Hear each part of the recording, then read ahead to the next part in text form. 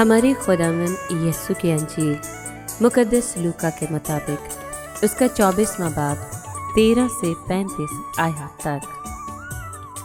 اسی روز شاگردوں میں سے 2 امواس نامی ایک گاؤں کی طرف جا رہے تھے جو یروشلم سے تقریباً 60 غلوہ دور ہے، اور ان سب باتوں کی بابت جو واقع ہوئی تھیں آپس میں بات چیت کرتے جاتے تھے۔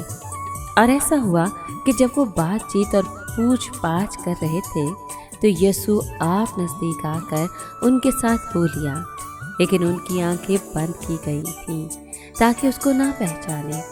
اس نے ان سے کہا، یہ کیا باتیں ہیں جو تم راہ میں آپس میں کرتے جاتے ہو؟ وہ غمگین سے کھڑے ہو گئے، اور ان میں سے کلاوپا نامی نے جواب میں اس سے کہا کہ کیا یروشلم میں تو ہی ایک مسافر ہے اور فقط تو ان باتوں سے ناواقف ہے جو ان دنوں اس میں واقع ہوئی ہیں؟ اس نے ان سے کہا، کون سی باتیں؟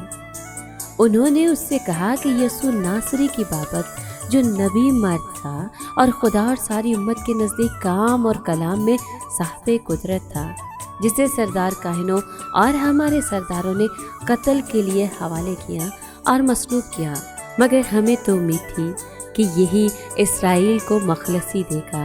اور ان سب باتوں کے علاوہ ان واقعات کو آج 3 دن ہوا ہے، اور ہم میں سے چند عورتوں نے ہم کو حیران کر دیا ہے۔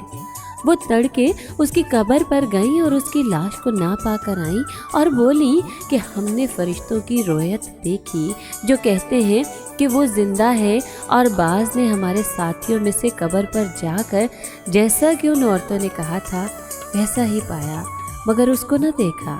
تب اس نے ان سے کہا کہ اے نافہمو اور نبیوں کی باتوں کو ماننے میں سست اعتقاد ہو، کیا ضرور نہ تھا کہ المسیح یہ دکھ اٹھائے اور اسی طرح اپنے جلال میں داخل ہو، اور تورات موسیٰ اور سب صحائف انبیاء سے شروع کر کے سب نوشتوں میں جتنی باتیں اس کے حق میں لکھی ہوئی ہیں ان کو سمجھا دے۔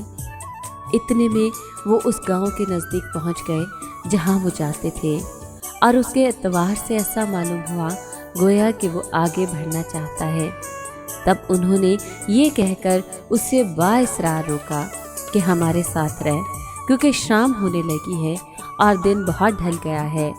بس وہ اندر گیا تاکہ ان کے ساتھ رہے، اور ایسا ہوا کہ جب وہ ان کے ساتھ کھانا کھانے بیٹھا تو اس نے روٹی لے کر برکت چاہی اور توڑ کر ان کو دینے لگا۔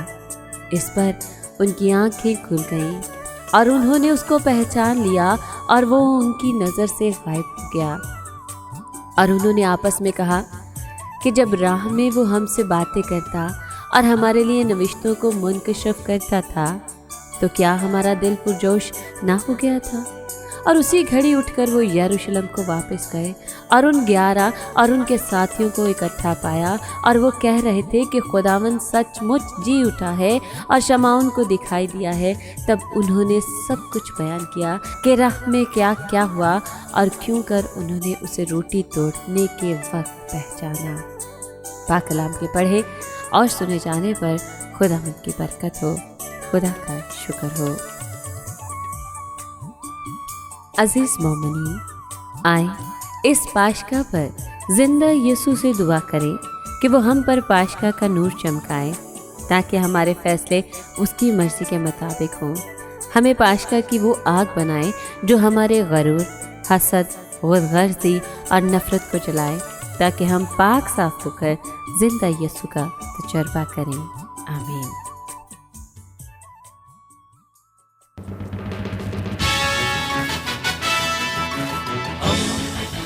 دوستی کا پیمبر، ریڈیو ویریتاس ایشیا۔